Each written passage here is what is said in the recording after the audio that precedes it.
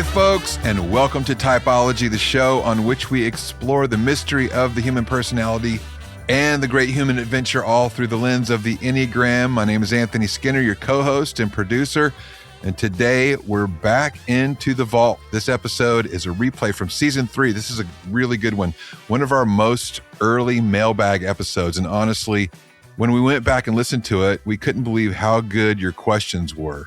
We're talking about trauma and types, subtypes, wings, and how different types process grief, and a whole lot more. So the questions were strong and Ian's answers are rich, and we wanted to make sure as many people as possible had a chance to hear this one. So whether you're brand new to Typology or you've been listening since the beginning, we think you're going to love this episode. And remember, your questions and feedback help us tailor the show to what you guys are seeking. So keep on sending those in. You can do that at typologypodcast.com/connect. All right, that's it for me, Anthony Skinner. So let's dive in.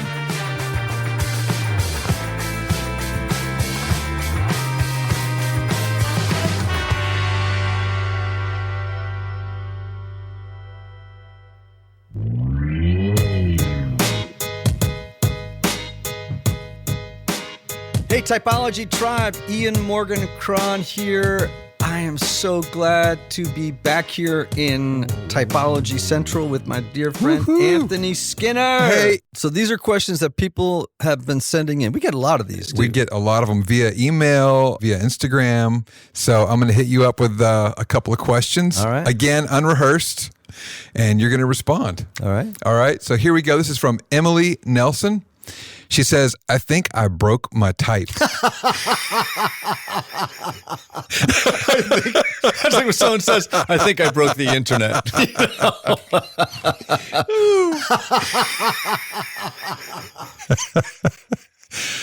Okay. Emily starts with a primer here. Is it possible to repress your type? She writes, I was a quintessential 7 in high school and college. I was so fun, future-looking, adventure-having, finding silver linings to deal with pain. Then trauma hit me between the eyes. A gentleman left me for another woman. He said he knew he didn't love me because he had that love for her. No silver lining could be found, and my 7ness cooled way down. I know it's still in there, but it feels like the tools that I once used to enjoy and embrace life were smashed. Wow, this is tough. She writes, I look a lot like a 6 now. Can you speak to trauma that happens in adulthood and how it might disturb our number? I don't feel like I moved to an unhealthy 7. I feel like I completely set 7 aside to try on other numbers, like 3 and 6. Is that possible? Any suggestions for getting back to a healthy 7? Well, first, Emily, I'm sorry for your troubles. Yes. As they say in Ireland. Trauma is a very complicated subject with the Enneagram, but I'm not even sure. I mean, I think this is what might be called a micro-trauma. And meaning, I think it sounds to me, Emily, like you're having a normal reactive depression as a result of a significant loss. Right? Right. And, when we, regardless of type, experience life events that, are psychologically depleting, it doesn't mean that our number changes. It means that we do what everybody does in that situation is we oftentimes have reactive depressions. We lose our appetite. We have trouble sleeping. We lose or gain weight. We find that we have less joy about things in the future, right? Less hopefulness about the future. Well, I'm actually doing right now off the top of my head is giving criteria for what a major depression is, right? So I would just say, 1, get to a therapist. Try to work this out with somebody. Once you get up in your own head, it's so hard to figure stuff out on your own. Right. Number 2, I would say, you have to practice, as I often say here on the show, unconditional self-friendship. Yes, I love when you say that. Life is hard. Life is difficult. as Scott Peck started The Road Less Traveled, life is difficult. The sooner you accept it, the better off you'll be. Right. And that's not a cold-hearted statement. It is to say that life is difficult. Yeah. And by the way, for sevens, breakups are very hard. You'll read that in Enneagram literature. Why is that? Because it's almost impossible to find a silver lining for it. And none of us do well with abandonment. Right? And so breakups are hard for sevens when they're in love, especially if they can't recoup the relationship. Right. And they just actually have to face the pain and the grief of it. So I would just say, be patient, practice unconditional self-friendship, get to a therapist who you can work this out with, and have hope that, in fact, if you are in fact a seven, right, that the beauty of that number the green shoots of it will eventually return. Yeah. And I'm also not surprised on Emily's remark about 6, simply because, when a 6 is in a great space, there's a little bit of anxiety, worst case scenario thinking, and paranoia. Like, is this going to happen again? Right. Hypervigilance. I just think any number would feel that way after getting burned in a relationship. Sure. Okay. Thank you, Ian. And thanks so much, Emily, for sending that in. And thank you, Emily, for being so vulnerable. Yes. I really appreciate that. Yeah. Our next question is from Rod Mendoza. My question is about the Sunny 4. He says, you have referenced that a couple times on your show, but have never expounded on what that exactly means. I can't find very much information as to the countertype of the 4 online, so I was wondering if you could explain that a little deeper. Yeah, so... actually, Beatrice Chestnut and I have had this conversation many times about the Sunny 4. The reason it took me 10 months to figure out my type is because I totally resonated with the unconscious motivation of the 4, which is the need to be special and unique as a way to compensate for and to recapture the quote-unquote missing piece or the fatal flaw that the 4 can't name, doesn't know how to name, but feels like they're missing this piece, and it's somehow or another their fault. So a social 4 is kind of the 4 that everybody always talks about, right? The social 4 is that, the darky, broody, cloves, I always laugh and say the cloves cigarette smoking guy reading poetry, Right. With the beret on. But there's 2 other subtypes. Now, when it comes to subtypes, by way of editorial, one of the reasons it's super important to know them and there's 2 numbers that you must know the subtypes for, 4s and 6s. Okay. Because those 3 subtypes for each, the 4 and the 6, are so different, they might as well be different numbers. Wow. That's how different those subtypes are. So the self-preservation 4, the name we often give them is tenacity. The reason that it's called this, it's the countertype. So in each of the 3 subtypes under each number, there is a countertype. Right. Okay. So the self-preservation 4 is the counter 4 of the 4 subtypes, and it's often really hard to identify this person as a 4. They experience envy like all the other 4s do, but they communicate that envy and suffering to others far less than the other 2 4 subtypes. Okay. They're known, so think of it this way. The countertype self-preservation 4, which is what you are, by the way, right? Which is what I am. Yeah. Tends to suffer silently. The social 4 tends to suffer aloud. Wow. The sexual 4 makes other people suffer. Right. Okay? So I hope that helps a little bit. And so because the envy is less apparent in the 4, what they tend to do in their behavior is they work hard to get what others have that he or she lacks. Okay? So instead of getting all hung up in their longing in a way that prevents them from taking action. Because, like a social 4 can just get stuck. Right. Up in their imagination, not sure what to do with their lives, talking a lot about their projects and artistic things they're going to do, but they get stuck. Yeah. Self-preservation types do not get as stuck, okay? They actually get off their rear ends and strive to get the unavailable, the unattainable. Wow, okay. And so they don't communicate the same sensitivity and shame that the other two types do. Yeah. When I test on an Enneagram test, for years when I would use them, and of course, there's all different qualities of tests out there, I always come out as a 3 or a 7. That's amazing. Right? Wow. So it's the counter type. Yeah. It's quietly long-suffering, and they will work hard to try and achieve and succeed in order to compensate for the missing piece. And they can very often look like a 3 or a 7. Wow. Okay. Good. All right. Thank you, Rod. All right. This next one is from Deanna, and she says, I have recently learned of the Enneagram, and I believe I'm a 9, but I also could be a 6, or I am a 9 with unhealthy 6 tendencies. I find that both avoiding conflict and being safe and secure are high motivators for me.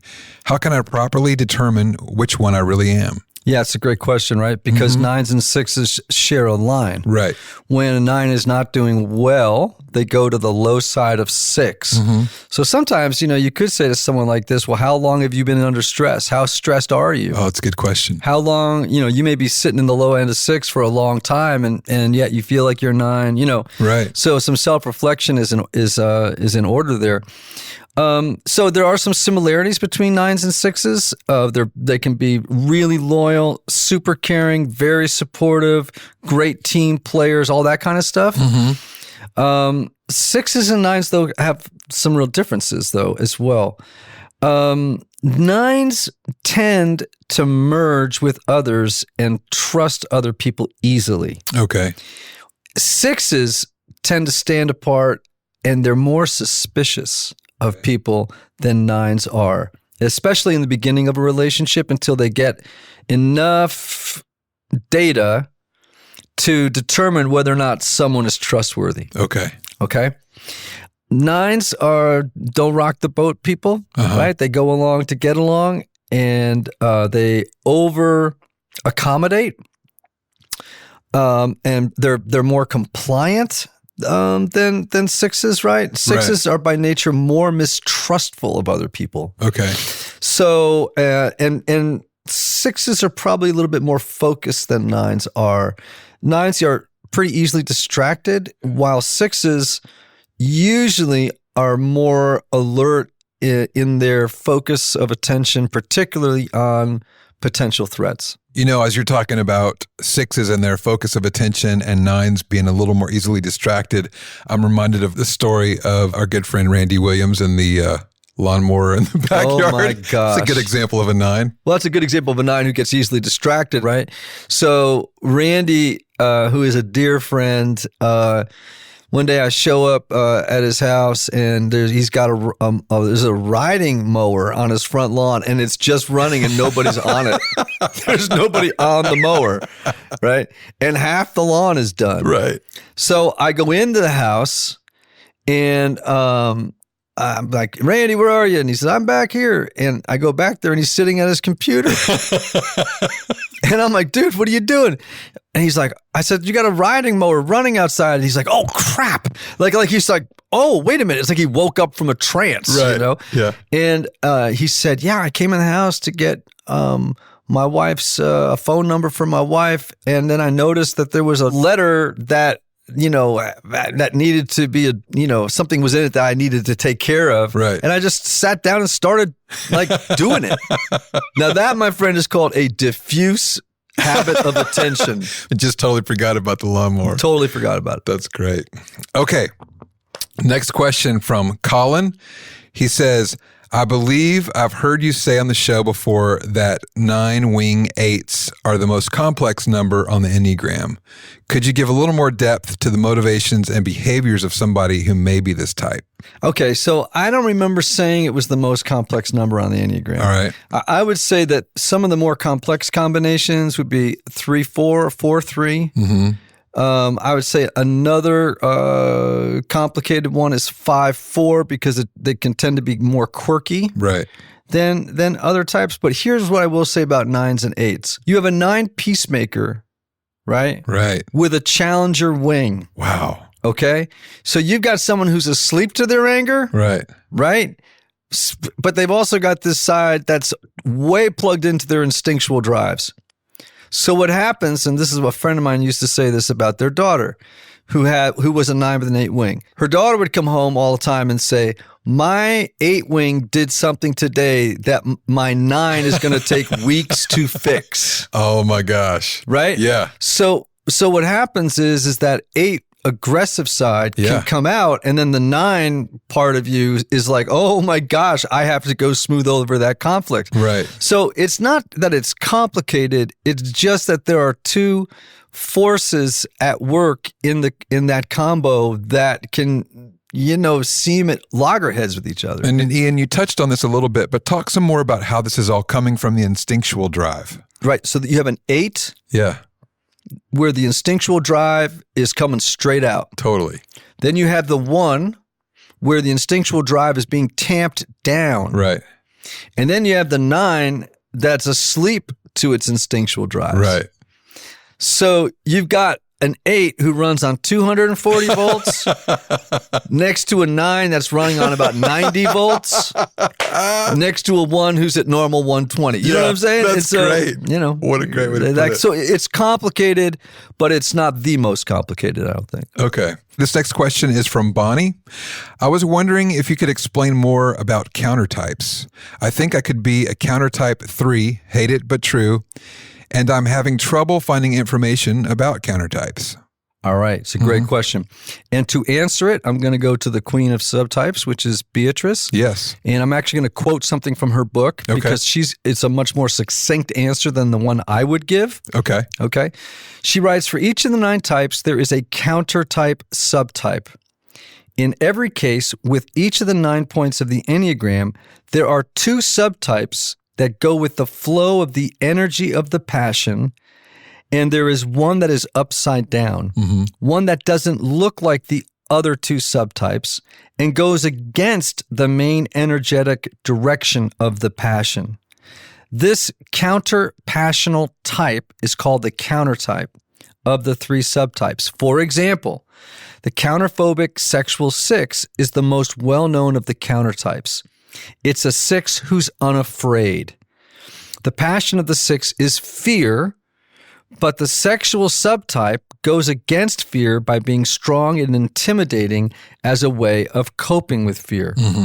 So maybe the best way to say this is that the countertype goes against the natural flow of that type's passion and doesn't look like what one would expect that type to look like. Right, yes. Yeah. So remember we were just talking about self-preservation 4s. Yeah. We're called the sunny 4s. Yeah. We actually don't have that kind of externalized envy and suffering on the outside. It looks almost the opposite of it, but the unconscious motivation remains the same. That's good. Hey friends, the Enneagram is a remarkably powerful tool for improving relationships. Whether it's in your personal life or your professional life, understanding the people around you is critical to building better relationships. The Enneagram provides a framework for understanding different perspectives and communication styles. Imagine knowing why your colleague reacts defensively in meetings or why your partner needs space when they're stressed. Understanding these dynamics helps you navigate both your inner world and your relationships with more empathy, patience, and compassion. It's like having a cheat sheet for human behavior. Don't know your type? Well, find out today with my new Typology Institute Enneagram Assessment at typologyinstitute.com/assessment. And be sure to enter the discount code Typology Podcast on the checkout page to take 10% off your assessment. Go to typologyinstitute.com/assessment.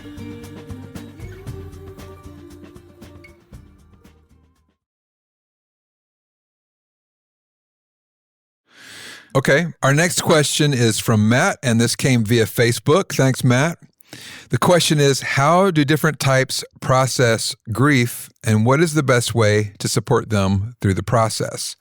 Obviously, that would take up way too much time to do all 9 numbers, so why don't we pick 3 and 4 and contrast those? Oh, 3 and 4, huh? Mm-hmm. Okay. Well, I think for 3s, like they instantly want to know and set goals pretty quickly. Mm-hmm. They're very action-oriented people. They want to know what to do, not how to be in the grief, Wow. but what to do with the grief, right? And they want it to be sort of task-oriented. Mm-hmm. Give me a checklist. What do I have to do? Let me get through Elizabeth Kubler-Ross's 5 stages of grief, do a Right. check off of Wow. all 5. You know what I'm saying? Yeah. When in reality, what they need to do is, like for a 3, would be to slow down, Mm-hmm. let in their feelings, including sadness, depression, like I was just mentioning Elizabeth Kubler-Ross's 5 stages of grief. Right. To move through those stages naturally without saying, okay, I'm done with that. Moving on to bargaining. Okay, Right. I'm done with bargaining. Now I'm Yes. into depression. Okay, check. Next I'm going to go on to is acceptance. Check. Yeah. It's like, that's just not how grief works. Right. Like grief's a very complicated emotion. I would argue that grief is the most difficult emotion to work with. Wow. Yeah.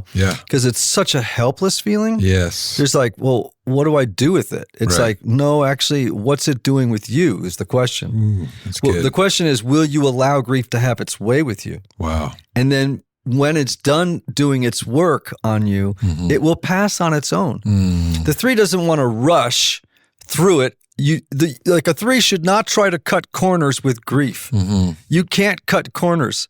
If you do, you're actually just elongating the process. Right. Let it have its way with you. Right. I think with 4s. What they really need to focus on, like 4s, grief it would not be an emotion that they're not they're not going to be, particularly a social 4, is not going to have as hard a time with grief as other numbers because they're more familiar with darker emotions. Right. But what they have to do is learn to stay focused on what's positive in the present moment, to stay as best they can in a posture of gratitude, to not allow themselves to be sucked up into the vortex of self-absorption, poor me, thinking a lot about the past and what was ideal about the past before the event, or thinking about the future and what the ideal is going to be into the future.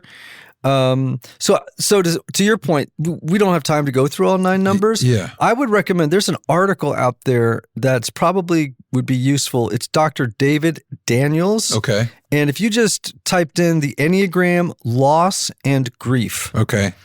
he does a pretty good job of walking people through how each type deals with loss and grief, particularly around death. But I think it would be useful across the board for whatever the source of the grief might be, whether it's a breakup or issues with loss of a job, etc. Okay. All right. Great. Thank you, Matt. Next question is from Kendall. Hello, Kendall. And this is on wings. He says, is a wing something that is static? Like I identify as a 6-wing 5, but I also have some 7 tendencies at times. And I've heard people use language about accessing a certain wing. As a 6, do I have access to both 5 and 7, or am I one or the other? Could you speak to that? Yeah, well, this is a complicated question, right? You have a dominant wing. Okay. Right? And you can have a wing, by the way, that is so heavy that sometimes it might confuse you with your dominant type. Wow. Like I'm a 4 with I have what's called a heavy 3 wing. Okay. So I can tell you, for example, growing up in Greenwich, Connecticut, which was a very 3 culture, Right. I probably always would have self-identified as a 3. But that's because culturally, it was expected of me to be more of a 3 than a 4. Right. Yes, that makes sense. Very heavy 3 wing. I also have access, though, to 5 stuff when you've seen me be a 4 very much with a 5 side. Yeah. So I think what those 2 numbers represent are additional resources. Okay. And so I can go to 3 for some resources. I can go to 5 for some resources, you know, that will help me in as a 4, right? Right. But I do have a dominant wing. Yes. That is, I'm particularly, I don't know if gravitate toward, but maybe rely on more. But I can certainly go to my 5 wing and grab resources there. For example, when I'm writing a book and I'm doing tons of research and I'm doing a lot of work, I can be very introverted. Right. I love solitude, and a lot of that draws from the resources of the 5. Right. It's a great question, and there's a lot I could say about wings. Yeah. But let's just leave it at this. Those 2 numbers that are adjacent to yours, one is your dominant wing, but you can access resources for growth from both of them. Okay, great. Thank you, Kendall. And our last question of the day comes from Marissa. She's a 1, and she says, for ones who are struggling with anger, can you give any resources to help with this? Yeah, it's a great question. And all ones struggle with anger. Right. So remember, I've said in the past, even I think earlier in the show, that 8s externalize anger. Man, it's just straight up, goes straight out. For 9s, they go, what anger? They're out of touch with their anger. Yeah. What 1s do is they repress anger. They tamp it down, okay? In the mind of a 1, anger is inappropriate. It's not something good people either have, no less express openly. Wow. Okay? So I think one of the things that a 1 has to do is learn how to appropriately talk about anger in the moment. Oh, that's good. And resist the temptation to keep pushing it down. Right. This is called reaction formation. This is the defense mechanism of 1s. They don't want to push it down and bring up its opposite, right? In order to deny their own anger, right? So what a 1 has to do is pick up on when they're angry about something and express it in a way that's really positive. Now, another thing a 1 can do is really try to tap into the high side of 7. Okay. Right?